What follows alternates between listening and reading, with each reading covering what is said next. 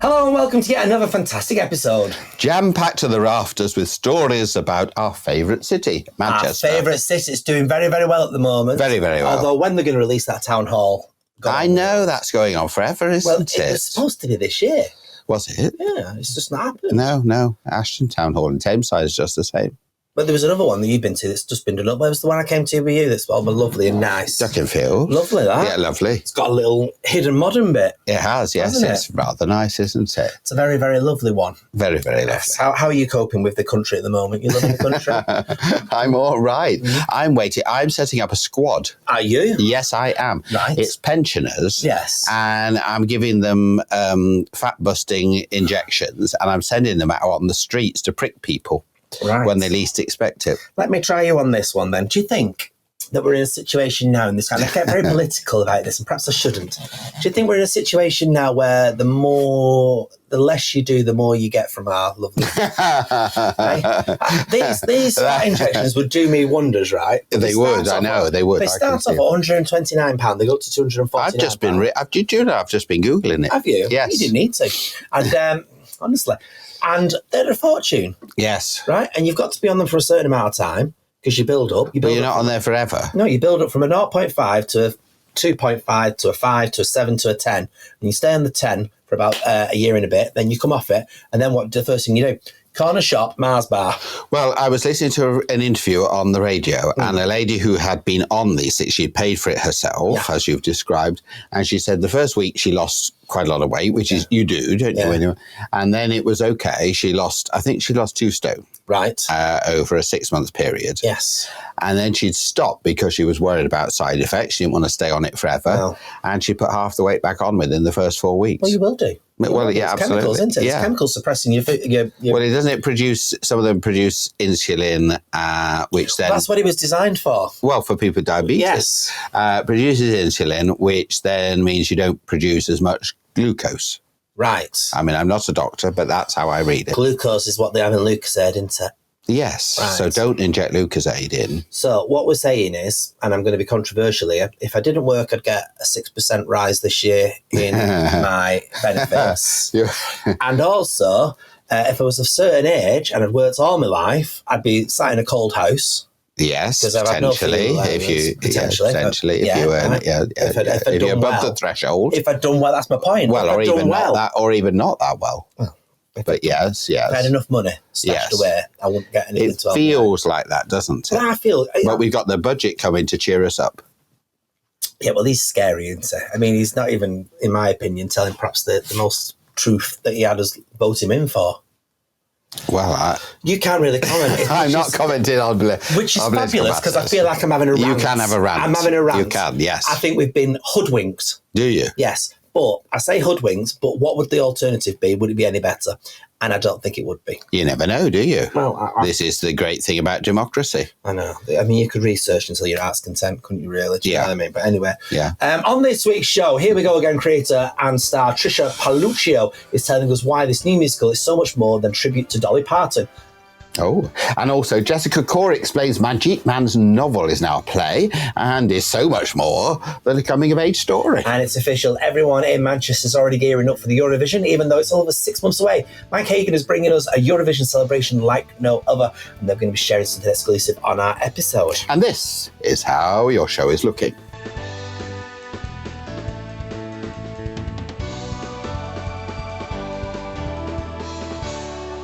Oh, it's packed tonight. Now, if you've ever been grabbed by the ghoulies, this is for you. Soon the ghosts will come out to play. There'll be cackling witches who will tick to the skies. Blood-craving vampires will be seeking to quench their thirst, and skeletal figures will be punching their way out of the dirt, not ours. And when these supernatural beings roam the streets, it can mean only one thing.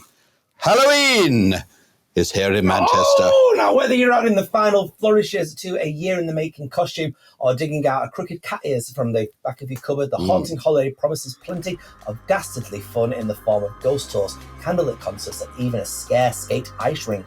Once you've sorted out your own decor, picked up a pumpkin, and of course decided on your trick and treat duties, you might have your heart set on keeping the celebrations going. To help you decide, we've got a roundup of the best things to do in Manchester over this Halloween period. Yes, dip your toe into the astral realm on a hair-raising hunt. Not easy to say. For ghosts around Manchester, your smartphone will play the role of guide, supplying clues that, when solved, lead you to some of the most haunted places in the city. On the spooky self-guided tour, you'll uncover stories that will send shivers down the spine of even the most stoic non-believer, and you'll visit historical sites. Yes, such as Manchester Cathedral, the Palace Theatre, and Albert Square. So grab your jumpsuits and proton packs, I have no idea what that means, and you're in for a bumpy ride with this Manchester Ghost Tour. Now explore the dark side of our city. On a fateful and fictional day in Manchester, a student named Loki met his watery end when he drowned in the icy depths of the canal. The act was not an isolated incident or unfortunate accident, but the malicious work of a serial killer who roamed the banks of the canal. His name, The Pusher. On this haunting Manchester tour, you'll explore... I know, it's almost real. Yes, I used to have one of those. Did you? Yeah. I've still got one. The darker side of the city, solving clues and uncovering stories about trapped spirits. Good Lord. Who fell victim to this murderer. Keep your wits about you. Everything might not be as it seems. Well, the story of my life there, yes. The Northwest's favourite horror event, Scare City, has announced its return to the abandoned Camelot site, yes. Oh, I loved Camelot. Yes, for its 5th year. Promising the world of terror like no other. Scare City is the Northwest's favourite horror extravaganza. Starting out as a drive-through cinema in 2020, it's now a walk-through horror attraction based in the abandoned Camelot theme park, as I just said. Who wrote this rubbish? This year's event is set to feature a selection of terrifying zones, including the Slaughterhouse, I think I've eaten there, where Camelot's resident cannibal lives, and he's set the date for his annual dinner party. A number of familiar faces will be making an appearance with the return of Carney Valley, set in the darkened depths of the huge abandoned theme park, and the launch of the new zone, Arachne, a horrifying spider experience, where visitors will enter the Spider Queen's web of fear with her cluster of sinister spiders. So there you go. Loads to do over this spooky season. And that's quite a lot going on. Marvellous, wasn't it? We worked really well. We were very good there. A lot of RADA training came in there. So loads and loads to do. Listen, there's still loads and loads to do here, though, of course. Of course there is. Because there's lovely theatre shows at the moment. Now, listen, tribute shows sometimes do my head in a little bit. They do. I don't like that one about us. No. They don't look like us at all. No, that's called Sissy and Ada. Thank you. And there is one that's coming very, very soon. Is there? It's called Here You Go Again. Oh, now. Yes. Yes, I've heard about this one. Yes. Yes, Jonathan Harvey. Yes. Now, what have you heard about it? I've heard it's absolutely fantabulosa. Have you? Yes. Well, I should be the judge of that, because next week I'm going to be live from the red carpet. Oh, really? Yes. So I'll be there for that, yes. Speaking to some of the stars that are going in to watch it. Because Dolly Parton's kind of had a resurgence recently. She has. You know, I once saw a terrible Dolly Parton tribute act called Dolly Puddin'. But anyway, that's just by the by. I tell you. But I got to speak to the park creator and star of the show. She's playing Dolly Parton. Oh. And I got to speak to her just before, and this is what she had to say about the show. And joining us now is the sensation that is Trisha Paluccio. Did I get that right? Trisha Paluccio, yes. Paluccio, there we are. There you go. And here you come again. Are you excited about this show? Oh, I couldn't be more excited. I absolutely love playing Dolly Parton, and I just can't get over how much you all love her here in the UK. She seems to have not gone away ever, though. She's just had one of those careers that's just gone from strength to strength to strength. And it's kind of like been not one of them careers where you've kind of thought that she's gone away for a particularly long time. I agree. I definitely think in the 90s, her career shifted a little bit. But that's when she focused her energies, on her Dollywood and on the Imagination Library. She channeled her energy into giving back to the world, and now artistically she's back in full force. It's really, she has had an incredible career. I mean, she's known for a genre of music which particularly is country and western, but actually when you look into her all her songs, she's a very sort of popular music artist. She's covered every kind of genre, really. She really has. Yeah, I mean, I fell in love with her in the late 70s, early 80s when she did the Here You Come Again album, which was, of course, her first pop single. And that's the that's the music from my youth that I loved and I grew up on. So how do you go about channeling Dolly Parton when you become her for this show? Yes, I get asked that a lot. I think what it is that when I was a little girl and I first heard the song "Here You Come Again," I something in my brain just clicked, and I said to myself, I need to learn this song.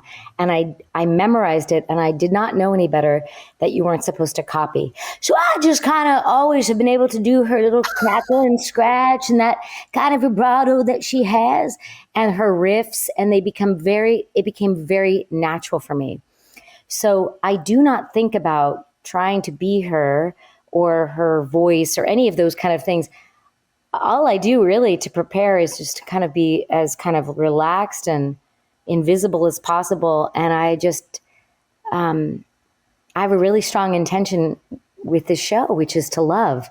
I love this character. I love the audience, and I'm trying to help.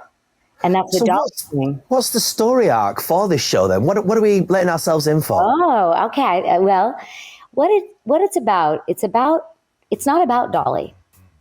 It's about somebody going through a crisis, a really difficult time.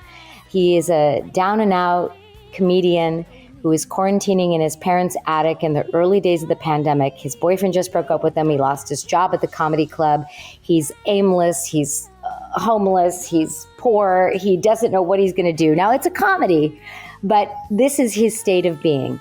And he gets some really bad news, and he puts on the record of "Here You Come Again." And he says, "Dolly, I need you." And Dolly hears the cry and basically comes to life. And she says to him, "I've been keeping my eye on everyone during the pandemic, but I could feel your need for some extra help. You said you needed me, so what's going on?" And so she helps him during the course of the show, and it's a comedy, but we sing all of her songs, and you get to see Dolly in action, eating with him, cleaning up his apartment, helping him, listening, being a good friend, tough love, humor, all the different ways that a really good friend tries to jostle us out of our, funk. That's what Dolly does. And so through the course of the show, this character comes to realize everything's going to be all right. He has to pivot, let go of certain ideas of what he had, of how things were going to be. And he comes to a real place of true joy. So it's a really hopeful, inspiring story that's a comedy that uses all of Dolly Parton's musical. And it's basically a play with music, but sometimes it feels like a Dolly Parton concert. And sometimes the audience sings along. So it is our envisioning of what it would be like if Dolly really could do this, if Dolly really did visit you in your isolated state and was there to help you. I mean, this could only come from your mind and what I class as the complete nutter of comedy writing and playwriting. That is, of course, Jonathan Harvey. We've got a program over here called Coronation Street. Whenever we see his name attached to the episode, we know we're in for a good treat with that episode. How's it been working with him? Oh, he's so lovely. Well, we originally wrote the show with Bruce Valanche, who I'm sure you know, a very famous comedy writer in New York, in America. And Gabe, my husband, and Gabe directed and wrote it. I wrote it because I had this dream of playing her for all these years. And then Jonathan came on and took our script and has made it accurate for a UK audience. So all of the American references are gone, and it all is funny now to a UK audience. A lot of the jokes I don't even get because I'm such an American. I'm like, I don't know what this joke is even mean, but Dolly doesn't either. So it's funny, so Dolly's kind of like, huh, and so it's been really fun. He's a total joy and a love, and we love him. And are you aware of all the work that he's penned before? Oh, yes. We watched a lot of his work before we decided to work with him because, of course, we had to find somebody to do this, very important task. Yeah. And he's done a beautiful job. It sounds like it's going to have a lot of heart, this one. Is there a particular song in here that's kind of what I call the 11 o'clock moment? Oh, well, I'm sure I Will Always Love You is that at the very end, after her work here is done, he comes to the realization that he's going to be okay. Sorry, my nails fall off on my days off. So I've got to these will be long for tomorrow when I'm back in Woking. I'm hiding mine at the moment. So it's all good. Okay. We're in the same boat. Uh-huh. At the very end, Dolly basically says, well, you got this, now it's time for you, to get to living. and she leaves and she sings that number to him. And of course, I include the audience, and they really love that moment. And has Dolly actually witnessed the creation of this anywhere along the way? Yes, of course. When we first wrote it in May of 2020, we really could never have envisioned that we could have gotten her permission or the rights, because it's, she's so huge and such a star and so busy and all of that. But we did a Zoom reading of it, and our lawyer, Tom Disler, knows Dolly Parton's lawyer. And when he watched the Zoom reading, he said, Trisha, I think Dolly would absolutely love this. This messaging is up her alley. It is so inclusive and loving and positive and fun and funny. And he just thought she'd love it. So he got it to Dolly's lawyer, and Dolly's lawyer got it to Dolly. And she saw me, heard me sing all of her songs, watched the Zoom reading, read our script, loved it, gave me permission to play her, gave us the worldwide grand rights to all of her music. So we have the ability to do this show in the UK until April 30th of 2025. So Wow. if you have any curiosity about it, if you love Dolly Parton, I promise you, we've got nothing but we've really gotten rave reviews, and audiences jump to their feet at the end. They really get to feel like they're with Dolly. And that's my biggest hope.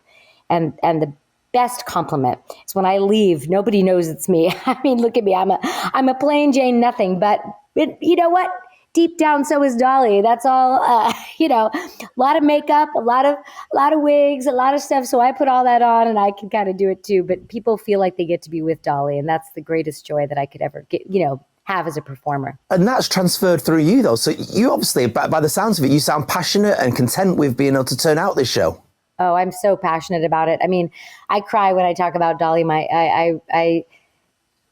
I know we all love her, and there are many of us that consider ourselves uber fans of Dolly, but to have her stamp of approval playing her has meant so much to me as an actor. Yeah, it's got to, absolutely got to. So this is coming to us from the 29th of October until the 2nd of November. Trisha, thank you so much for your time today. Oh, thank you so much for having me, and I hope to see you all there. And joining us now is Jessica Cole. Welcome to the show. How are you? I'm good, thank you. How are you? Very good indeed. Run Rebel. We've just been watching the trailer. I want to say Run Rebel Run. That's what I wanted to say. Run Rebel, Run Rebel, Run, Run, Run. It looks fantastic. The trailer is amazing. What's it all about? Tell everybody who doesn't know anything about this what it's all about. Right, so it is based off of the story of a young girl called Amber, who's 15, and her life is quite it's quite traumatic, really. She's sort of brought up in a really strict household where there's a lot of violence involved, there's a lot of alcoholism involved, and she's sort of trapped in the means of her own home, and she has dreams that are so much bigger than that, and she wants to sort of break the mold, get out there. And she's a runner, so that's sort of where her passion lies. She wants to run for Great Britain. There's so much passion and hope and dreams within her, but she cannot really express that because of just her upbringing. And yeah, it's a sad upbringing, but there is a lot of hope in this play for sure. Yeah. So what do we see on stage then? How is this being interpreted? How is Amber's story being told? Well, one thing I really love about this play is that the violence that is being talked about in the play is not actually physically demonstrated. So the audience never see anything physical going on in terms of the violence, but you kind of just get the interpretation through visuals, through the narration, what's happening. So she talks about how, for example, there's a scene where her dad goes to punch her mum, and there's she talks about it in narration. The whole play is about narration, really. So it's really cool because it talks about such heavy topics without actually demonstrating it physically, if that makes sense. Mm-hmm. And it's obviously a show that's been aimed at a particular age group. I mean, specifically, you say with on your press release there that it is for audiences above 11 plus. Was there a reason why you put that on there? I think it's just mainly for the fact that it is in a family-friendly way. I mean, MancHagen, who wrote it, her novel it was very family-friendly to begin with. So a lot of, I think that is just the theme that she wanted to carry on, really, is so that people of all ages can really relate to this. Because if we had put sort of adult content into it, a lot of kids wouldn't take away so much hope from that as they have been. So I think it is really, really good that they have demonstrated that in that age bracket, because a lot of kids can, there are a lot of kids who grow up in that household and they don't know how to express themselves. So yeah, it's really important that they are able to watch that and see that they aren't the product of their own environment, and they can break the cycle, and they can hope and dream, and it's so okay to do that. Well, what is definitely been demonstrated that is okay is the reviews that you gave for this. I mean, originally in 2023, when it was in, I think in Colchester, amazing work. And then, of course, the stage give it 4 stars, and the British Theatre, of course, they give it, the British Theatre Guide, they've give it 4 stars as well. I mean, how does that feel for you? Oh my gosh, it's amazing. I mean, you never really know how people are going to interpret it. I mean, you just don't know until it happens. And I think every single one of us who is involved in this we are just so passionate about the story, because we know how many people have come away watching it and thought, wow, like, that relates to my story. There's so many things going on in my life, and it brings just so much hope for people. And so in the way that it means to us, it's so nice to know that other people take that away as well, and to know that they are taking some inspiration from this, and we are able to, I don't know, just change someone's perspective on life for like 2 hours of their day. It doesn't shy away from telling important things that are going on in life. I mean, everyone wants to go to the theatre and they want to feel good, but there's such an important I think meaning behind storytelling. I mean, we have such a responsibility when it comes to storytelling, and a part of that is to show people what real life is really like. And it's not always rainbows and sunshine, but it, again, because it comes from an age bracket where it is family friendly. I mean, I think that's what's so amazing about it, is that it is gritty, and it does talk about trauma, and it does talk about all of these really heavy topics, but it's also in a way that younger audiences can understand. And I think that's just really important. We have such a responsibility, and it's a huge honor to be a part of that. It really is. So lovely to hear you say them words. This is at the Lowry from the 29th to the 2nd of November. Everybody get your tickets for it. I think you're in for a really good night for this. Now you've some exciting news, haven't you, regarding Eurovision? Well, I have indeed, because we have now become media partners with... The media partners? No, not the media partners. Oh. We, yes. have become media partners. Yes. With a We are media partners. A what? We are media partners. We are media partners. Yes. Partners. What? With a very, very special club. What are you saying? I've no idea. Neither I've become have I. hysterical. What? I've become hysterical. Let me slap you then. Hey? I tell you. We have become... Yes. Should we do this again? I'll Yes, read it from the please. top. It is very exciting, isn't it? You know what else is exciting, don't you? Well, it's only just round the corner that we are going into Eurovision. Oh, that is exciting. It is. And we have become media partners Yes. with a wonderful company called MancHagen, who are doing something unique, special, and quite fantabulous with the Eurovision. No wonder. That's what we are as well. What? Fantabulous. Oh, I thought you were going to say we are Eurovision. And joining us now is a gentleman all the way from MancHagen. It's our very lovely James. Welcome to the show, James. How are you? I'm very well. How are you both? I said we'd get through this link as best as we possibly Indeed. could, and we have done. Now, Excellent. what is MancHagen? Well, MancHagen is going to be, it's a magical place. It's a fictitious place. I'm actually based in Copenhagen, which is the capital of Denmark, famous for having the first same-sex relationships in the world. We like to say that. And of course, also the first place where we had the Danish patent for transitioning gender also. So why are we here today? So MancHagen is a mixture of Manchester and Copenhagen. We've just... Yeah, exactly. So we've also transitioned ourselves. We are traveling. We're on tour from here in Copenhagen, where we've just come out of the Danish LGBT National Awards, and we were actually shortlisted for our Eurovision concert and festival here with another 2 events in the Pride calendar. So we're on a high, and we are coming on tour to Manchester because we believe whilst Liverpool did get to host Eurovision in 2023, we all know that Manchester really is the winner here. So what we're going to be doing is we're going to be bringing all of the 2025 Eurovision acts to Manchester over 2 concerts as part of the city tour. So each year in March and April, there is a tour of all of these acts traveling all over Europe, and we are going to make sure that Manchester is the one to be at. So we're creating not just 2 concerts on Friday, the 11th of April at the Chaos Cards. So we're going to transform that into a games arena with a video game concert. So that's going to be very innovative and immersive. Sorry, what? A video games concert? A video game concert. I know, it sounds crazy, right? So for those of you familiar with the go-karts and the Chaos Carts, whether that's in Manchester or whether that's in Dubai, they also have them there. We're going to be converting that whole space into a concert. And because they have 7-meter high projection walls and that floor that's all like lights and changes, you can imagine how that's going to be quite an interesting concert. So that's on the Friday. And what we'll be doing is then splitting the acts that are in the 2025 competition so that people in Manchester and all over Europe can travel and see what a fantastic city Manchester is.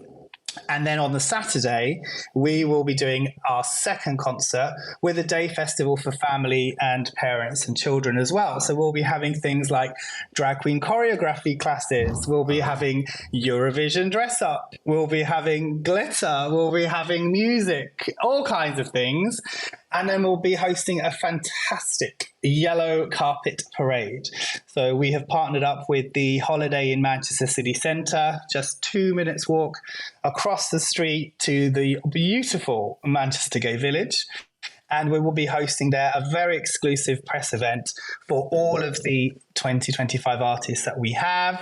I'm sure we shall see both of you there. I hope you have something yellow and black to wear to match Manchester be. So, each year we will change the theme. We were red in Copenhagen because of our beautiful red flag. We will be yellow and black. Exclusive reveal. And we have already announced some of our hosts and some of our acts taking part, because we won't just have the people from 2025 in the contest, we will be having some of the all-star favorites as well. Oh. And just to give you an example, on the Saturday contest, which will be a concert taking place at Depot Mayfield, the host will be Blue Hydrangea from Northern Ireland. So Blue obviously was winner of RuPaul Against the World Season 1. And we're also making sure we have a diverse set of queens from all over the UK and maybe some parts of Europe, so that we have a Dragavision contest in addition to the Eurovision contest as well. Oh, thank you for the invite. There you go. I look forward to seeing the fashion options. I'm looking forward to that. How lovely will that be? Yeah, exactly. Now, you mentioned Eurovision. Eurovision to me is about the acts. What acts from Eurovision that we're familiar with will we see as part of this event? Yeah, it's a good question. Like I said, so we're going to mix. We don't yet know, of course, who the 2025 acts are. So each country has either a competition or, like, for example, for the UK, the BBC decides, they work with producers, record companies to decide who the singer is going to be or the group will be. And then that just gets announced. Whereas in other countries, it's a competition that goes for a number of weeks, like in Sweden, for example, that keeps winning and doing very well. So fingers crossed that the UK picks a good act for 2025. In terms of the previous acts, I can't reveal every single act just yet because we have still 6 months to go, but we've made some early work. Yes. We will have a mix of people from different generations in the contest. So we'll have some from very recent time. And we'll have a very special queen who I know a lot of you love in Manchester, Nikki French, who did Total Eclipse of the Heart, because she'll be celebrating her 25th anniversary of going to Eurovision in 2000 in Sweden. And because we're coming to you to Manchester from Scandinavia, we will be bringing some of our Scandinavian friends and the cold to Manchester, as well as the warmth of our cakes and our lovely culture. So we will be bringing you some hygge vibes, as we say here, some cozy vibes, as well as some of our singing talents as well. And stay tuned, because we have a lot of LGBTQIA artists, some beautiful lesbian singing talents. We have already signed 3 of those, whose names will be revealed over the next few weeks and months. And this event will be a truly celebration cultural event. So we're also partnering up with the Ukrainian organisers who have worked, obviously, with the Liverpool group in 2023 when the contest was held there. But we're going to do it even better in Manchester. So there's also a charitable aim of the contest. So each ticket has a contribution towards charitable causes, which include the Ukrainian children, Danish trans children, and we'll also be doing some partnerships with LGBT organisations in Manchester to announce soon. That is fantastic. Isn't it? Are you excited? Yes, everything there that we like. It's not going to be camp at all, though, is it? Glitter. No, not at all. I'm wearing my black outfit in the cold here in Scandinavia because it's very dark here already. But we will be bringing the glitter, the feather boas, the sparkles and the glitter. And, well, we're all going to have a go at the dress up, I'm sure. So I'm sure. that will be fun. Well, how do people get tickets for this? So tickets already are on sale. We've got tickets for the Friday and the Saturday concerts, or you can buy the bundle. It's just on MancHagen.uk. So it's MancHagen. It is not a place on the map. It is a fictitious joining of the kingdoms that we have here in Denmark with our king and the kingdom of the United Kingdom. And so we are going to come over and bring you some of our love from Scandinavia, as well as getting the best out of the Manchester scene. And we're very excited to be going on tour to Manchester because you have the best gay village probably in the world. And I was very happy to be there for Manchester Pride, getting reorientated myself into the gay village, or disorientated in the gay village. That's a technical term, is it? Exactly. You're an eagle at that point. I did see Davina De Campo in Eagle for a show, of course. Absolutely. Fantastic. She was. And I will be back with some of our team. We're coming over there because you've got the MTV Awards and Homo Block soon. And Homo Block is taking place in Depot Mayfield, which is also one of our venues. So we're coming purely for business, just to see what it's like. Yes, research. R&D is That's why you're in the gay village for business, I'm in the, yes, I'm always on a corner somewhere, me, yes. Always great fun. Yes, not that I get any business at my age. Well, no. No, I just wait for a red nose day and put a bulb in it. No, absolutely fantastic. This is going to be good. Why do you think people are so passionate still about Eurovision? Yeah, I think in the LGBT community, we can all relate to a bit of glamour, a bit of colour. I think the cultures, the language, the diversity. And whilst in the past, it had a bit of a naff reputation, and the Terry Wogan years where, people used to make inappropriate comments, especially nowadays, it would be seen as inappropriate against some of the singers or the acts. There's just been a huge amount, billions and billions of views on TikTok of all of the different songs, and hits like Lorene's Tattoo, obviously from last year. She headlined at Manchester Pride. She's just seen she's going to be back in London for Mighty Hoopla next year. I think that's all been broken. And of course, for Switzerland to win with a non-binary artist, Nemo, who's just moved to London, and he was at the Attitude Awards 2 weeks ago, who's just won Person of the Year, although he's just been there for 2 minutes. So he still won an award. And I think it's really changed in terms of the social media coverage, and people love that fusion of country, culture, and music together. So we're going to have the 2 concerts, but then, as I said, we'll have a Saturday day events. And then we've got 3 fantastic venues in the gay village who have also stepped forward to help host some of the evening events and entertainment, karaoke, bit of drag, of course. I'm sure there'll be a bingo and lots of things like that. So we're just finalising the festival events, what we're going to do in the gay village to make that into a bit of a mini Eurovision village. And then we're going to make sure that Manchester has the best party and the concerts of the European tour. Absolutely fabulous. You could be blowing your Alpine horn and we can welcome them into the city. How fantastic. Indeed. Of course, we'll be keeping you. I'm not going there. Really, well, you will for the right money. I will, yes, I'll blow anything for that. No, listen, we will, of course, keep everybody up to date with all that information on our lovely website as well. This is going to be amazing, though. Fantastic. I'm giddy. I am very giddy. I'm giddy. Yes. It's going to be good. If only for the cheese. And I hope Sandy Shaw does well again this year. Well, actually, is she going to keep? Is she going to put some shoes on? She might. Oh, I know what we want to do. We could get Barbara Knox in. What? You and Barbara Knox. Me and Barbara Knox. Recreate Pride. You could enter Eurovision. Yeah. We could enter Eurovision. Yeah. Yes. Yeah. Yes. Yeah. Yeah. Well, we might have a little chat with Katie Price after her performance as well. She's really blown up with her performance of all the tunes. And Katie Price has been blown up. Well, there we are. Marvellous. On a social That's media exclusive, perspective, isn't it? we love Katie Price. Come on, she's an icon as well. Katie Price is blown up.